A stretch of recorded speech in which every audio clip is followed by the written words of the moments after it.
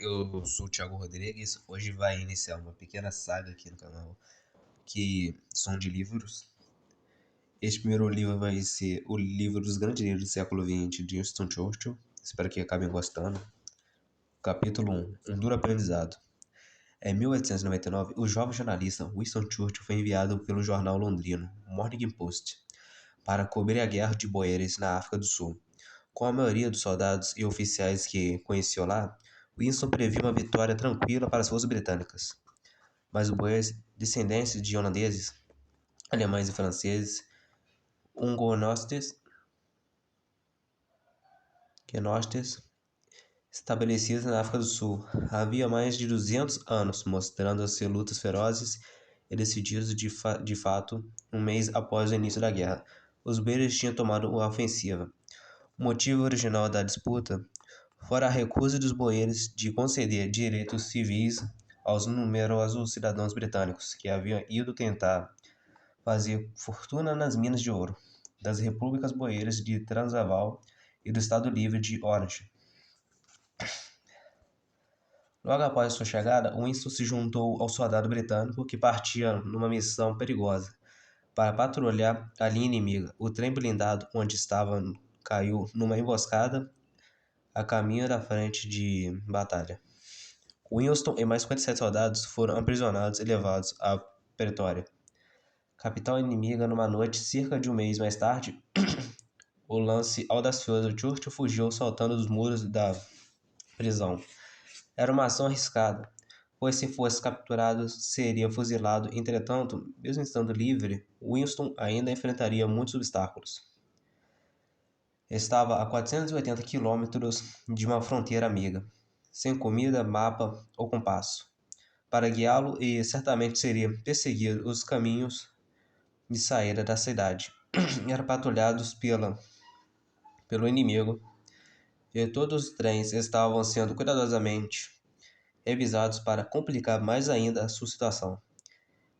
Ele não falava africanês, a língua de origem holandesa, mas que incorporou expressões de origem bantu, hotenote, malaio, português e inglês, utilizada pelos boeres.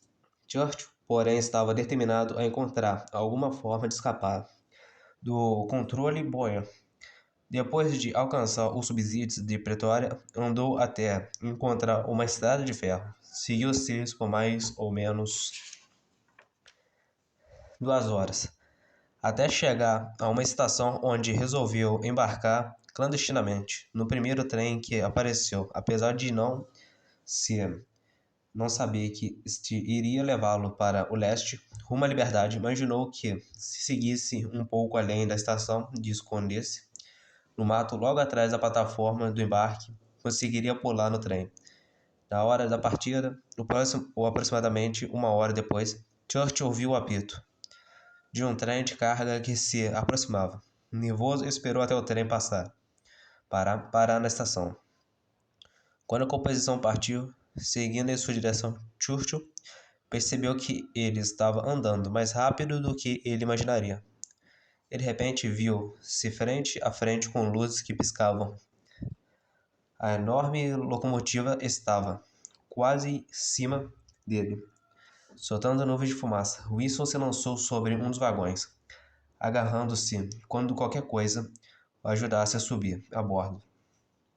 Com muito esforço conseguiu, e exausto aninhou-se no meio dos sacos de mercado, onde adormeceu de manhã. Percebeu que precisava deixar o trem ou se arriscaria a ser apanhado. Pulou para o chão e viu satisfeito o trem sumir em direção ao sol nascente. Pelo menos tinha ido para o leste. Winston ainda seguiu para as montanhas, procurando um lugar onde se esconder. Caminhava apesadamente, sob um calor sufocante.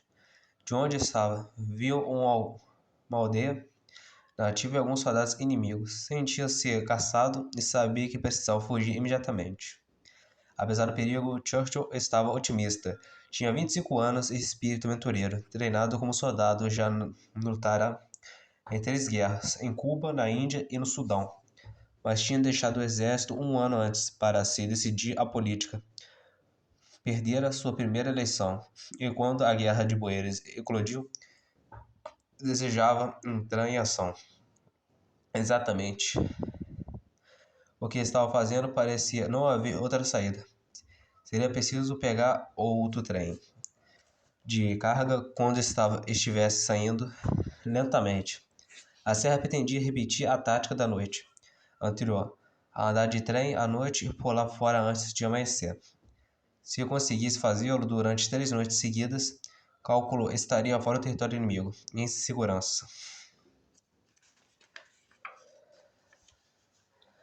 Winston esperou até tarde, mas nenhum trem apareceu. Caminhou ao luar até chegar a uma estação, onde havia 3 composições de carga. Poderia esconder-se em uma delas, até a manhã seguinte e continuar no vagão, até chegar no seu destino. Não se sabia, no entanto, para onde os trens se dirigiam.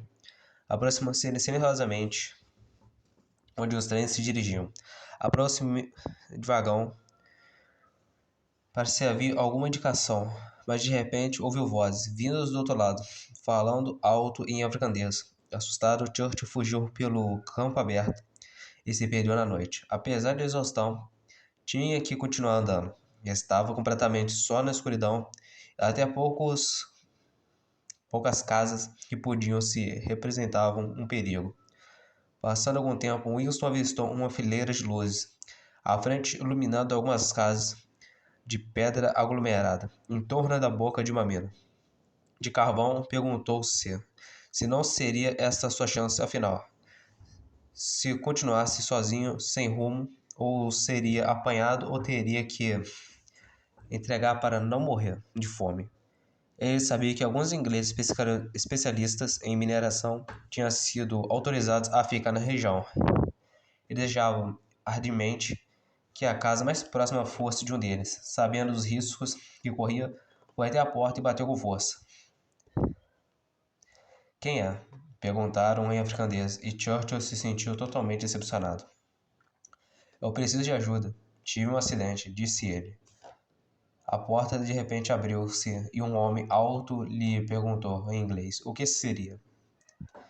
Churchill respondeu que era um comerciante que havia caído do trem e estava machucado. O homem olhou bem para ele e mandou-o entrar. Sentou-se e esperou o dono da casa começar a falar. "Gostaria de saber algo mais sobre o seu acidente", pediu. Churchill engoliu em seco. "Acho melhor dizer a verdade", disse. "Concordo", respondeu o seu interlocutor. "Eu sou Winston Churchill, correspondente de guerra do jornal London Morning Post. Escapei da Pretória na noite passada e estou a caminho da fronteira. O senhor pode me ajudar?" Um longo e pesado silêncio se seguiu. Após alguns minutos, o homem se levantou, trancou a porta e finalmente exclamou: "Ainda bem que veio aqui.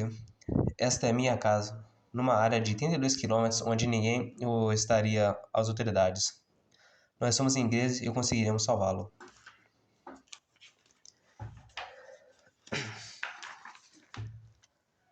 Winston Churchill nunca tinha sentido tanto alívio na vida.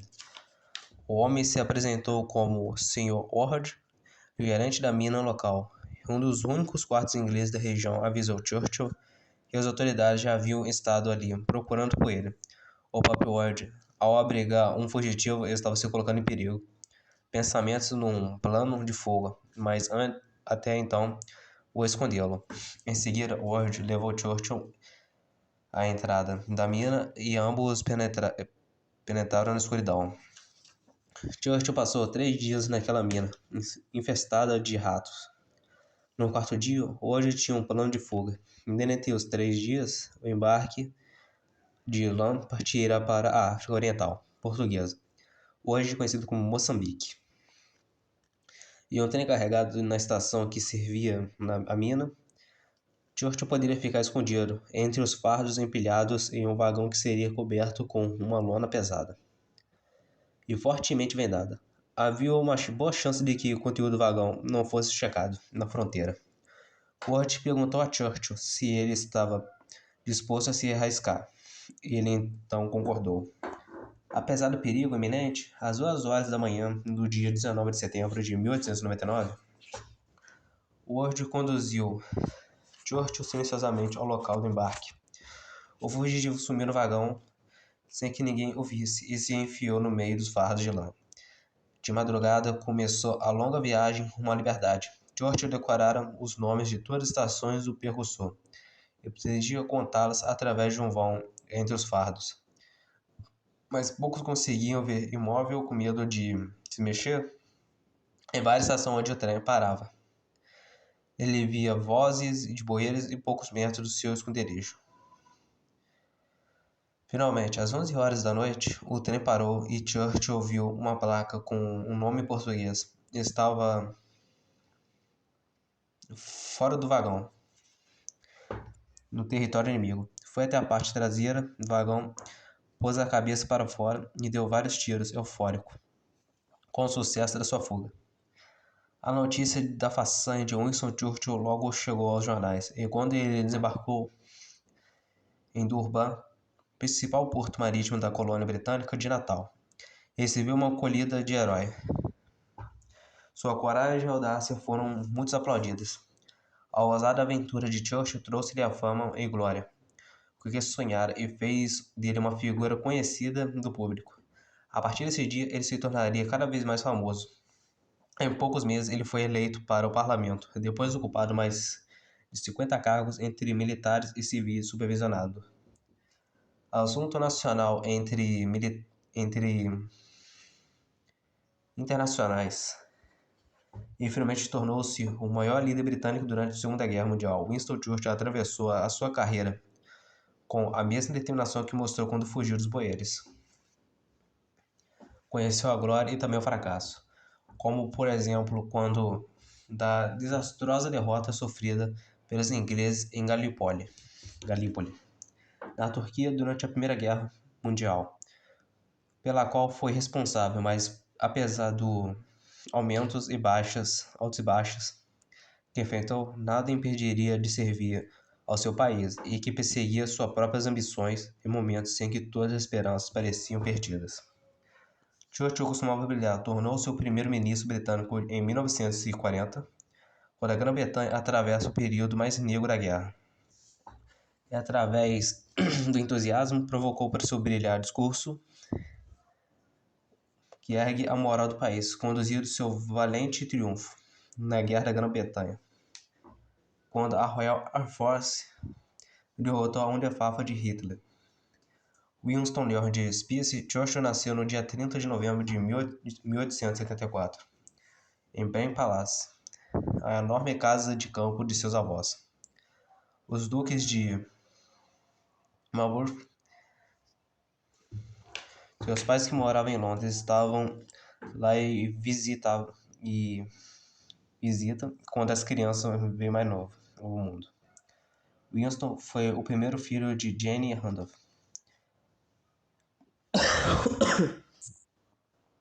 Churchill, que havia se casado naquele mesmo ano. Os Churchills eram aristocratas, uma das antigas famílias proprietárias da terra, que formavam a elite da Grã-Bretanha. Randolph descendia de uma longa linhagem de duque. O primeiro duque de Marlborough, John Churchill, foi um importante militar com destacada atuação na vida política.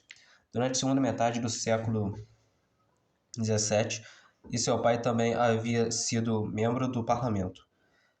A instituição do governo, a nação Jane era uma rica herdeira, filha de Leonard Jerome, o militar norte-americano que fazia fortuna em Wall Street. Apesar do dinheiro que se dispunha, o casamento enfrentou dificuldade desde o início. Jane era um jovem excepcionalmente bonita. Ele frequentava os salões da sociedade vitoriana. Quando Randolph a conheceu, ele tinha 25 anos, 5 a mais que ela. Ele estava iniciando sua carreira política. Foi uma paixão à primeira vista e os jovens ficaram noivos pouco tempo depois. Os pais de Randolph, porém, tinham objeções. O Duque Marlborough queria saber mais a respeito da família Jerome. Naquela época era raro o inglês, principalmente de uma família aristocrata como os Randolph, casar uma norte-americana. Mesmo que esta fosse uma rica herdeira, o pai de Jerome, Jane, Também não gostaram muito da união dos jovens. Leonard e Jerome fizeram sua própria fortuna e não tinha, em opinião, muito alta aristocrática britânica, cujos membros haviam meramente herdado seu patrimônio, algo desprovido de valor na visão de self-made norte-americano. Mesmo assim, deu seu consentimento. Ranulph levou meses para convencer os pais, e mesmo assim eles não foram ao casamento.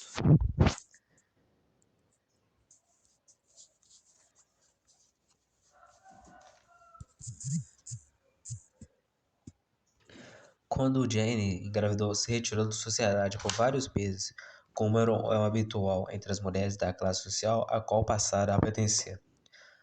Muito procurada e sempre presente, as festas não gostam muito da ideia de ficar presa em casa. Assim, quando Winston tinha apenas algumas semanas, foi entregue a um pajem.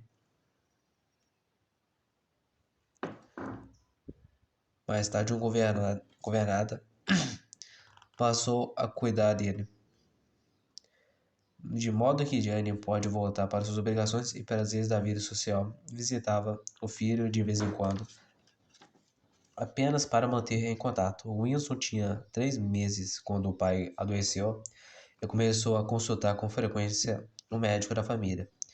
Esse diagnosticou que Randolph sofria de sífilis, doença que naquela época não era tratável. A doença de Randolph separou o casal. Jane passou a receber as atenções de múltiplos admiradores e agora tinha ainda menos tempo para o filho. A saúde de Randolph piorou gradativamente. Ao longo de 20 anos seguintes, o duque foi enlouquecendo devagar, o que era extremamente gradativo ao longo de 20 anos, que era extremamente humilhante para um homem de vida pública.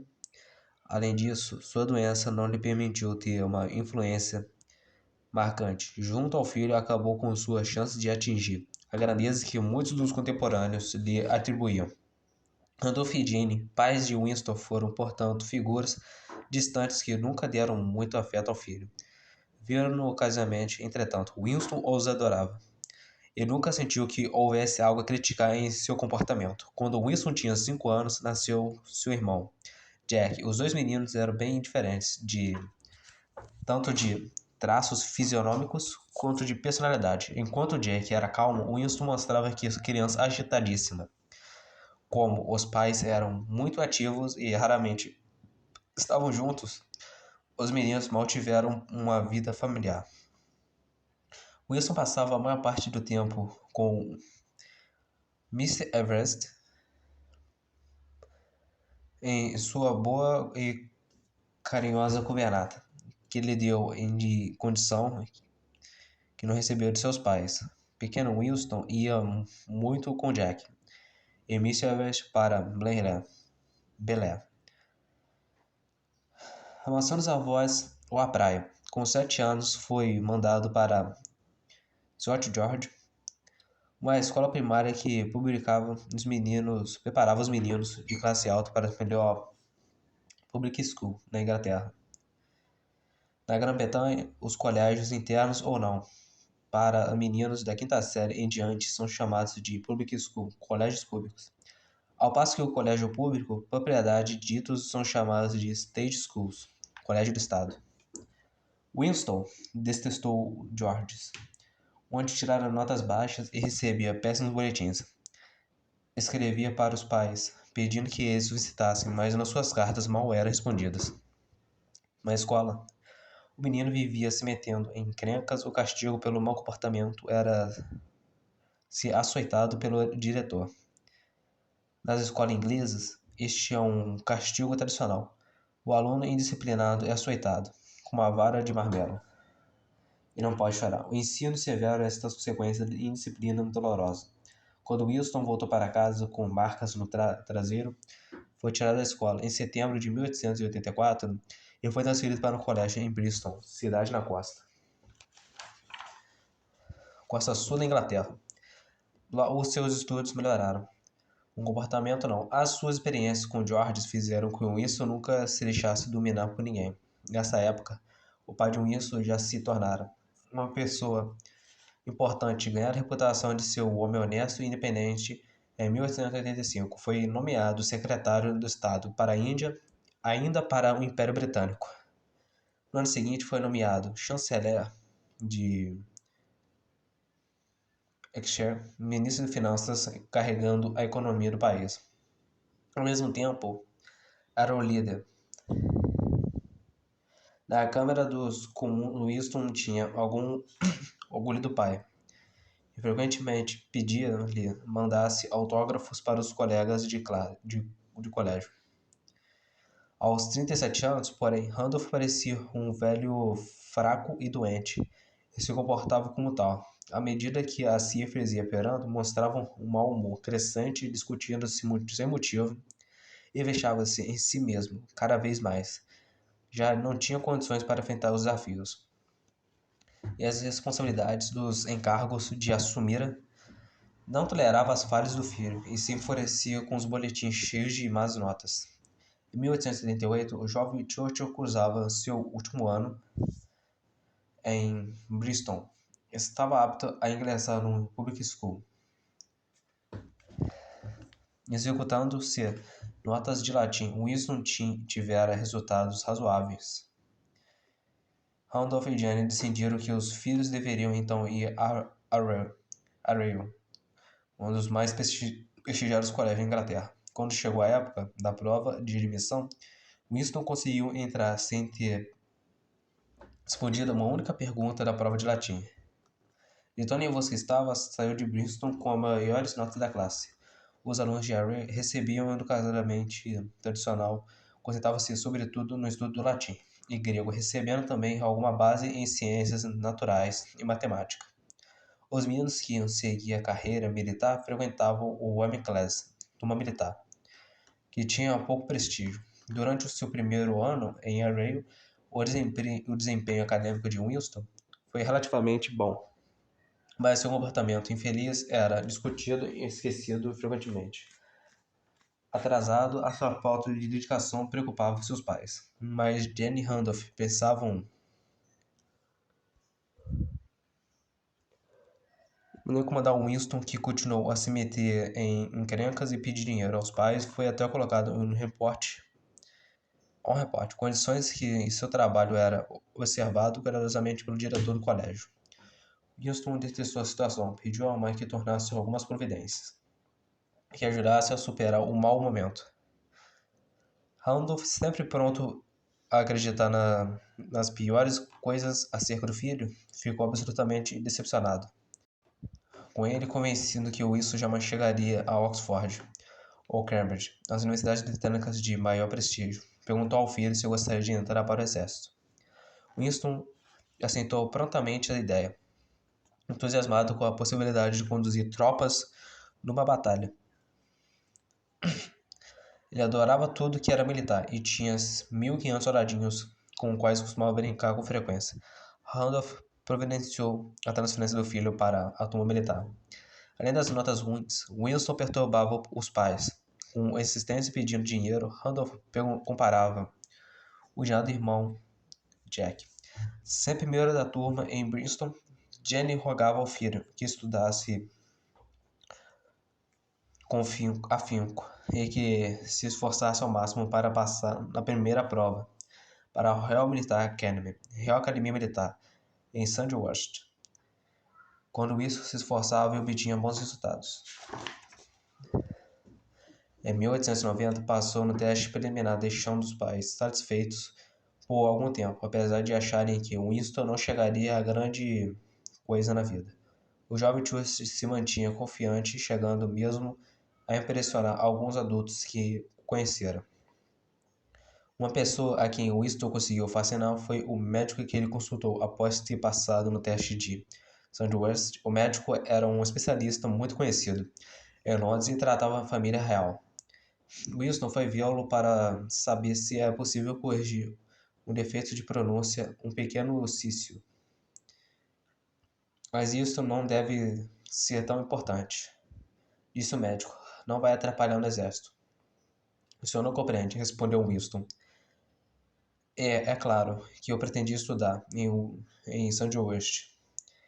e ingressar em um regimento da Índia, mas vou ser um estadista como meu pai, e quando isso acontecer, preciso ser capaz de fazer discursos importantes sem me preocupar com o som do S.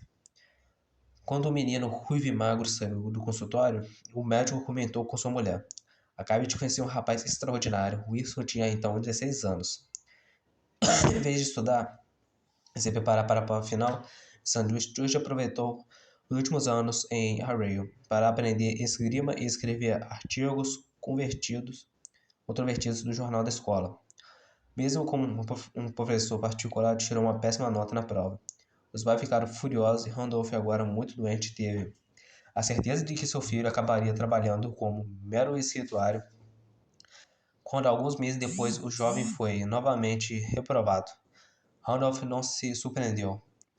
A essa altura, até o próprio Winston ficou deprimido. Não teve escolha, passou a frequentar uma turma especial que se preparava para o teste. Dizia que só idiotas completos não completavam o teste. Depois dessas aulas, Winston finalmente, em junho de 1893, conseguiu passar na terceira tentativa. O recém-aprovado estudante estava eufórico, porque depois de tantas desilusões, agora tinha um motivo para deixar seus pais felizes. Mas Randolph não ficou satisfeito, pois o filho, embora houvesse sido aprovado, não conseguiria nota suficiente para entrar na turma dos cadetes de infantaria. Iria para a turma de cavalaria de menos prestígio, disse Winston, que considerava o seu desempenho inaceitável. Para o pai, o jovem Churchill ainda era um fracasso. Mas Winston não se deixou abater. Mesmo não conseguindo satisfazer o pai, queria agradá-lo e prometeu que iria melhorar seu rendimento em Sandhurst. Randolph Churchill demonstrava muito pouca afeição pelo filho mais velho e só falava dos seus fracassos. Mesmo assim, foi um dos relacionamentos mais marcantes na vida de Winston, que nunca deixou de tentar ganhar a aprovação do pai. Em vez de Randolph como ele realmente era, um grande homem de que decairá, Winston idolatrava e via-lo como um estadista importante e influente. Fim do capítulo 1.